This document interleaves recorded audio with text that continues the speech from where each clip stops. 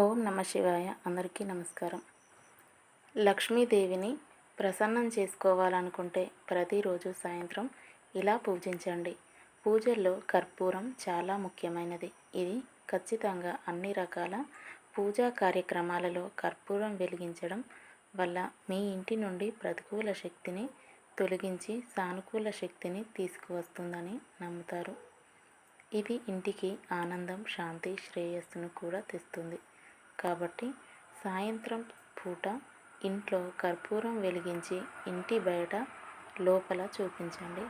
ఇలా చేయడం వల్ల లక్ష్మీదేవి ఆశీస్సులు మీపై ఉంటాయి.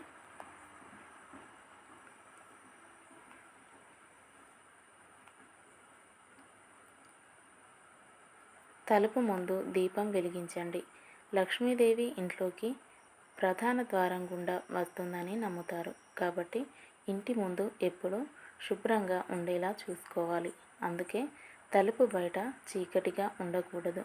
చీకటిగా ఉన్న చోట ఇంట్లోకి లక్ష్మీదేవి ప్రవేశించదని నమ్ముతారు. అందుకే రోజు సాయంత్రం ఇంటి ప్రధాన ద్వారం వద్ద నువ్వుల నూనెతో దీపం వెలిగించండి.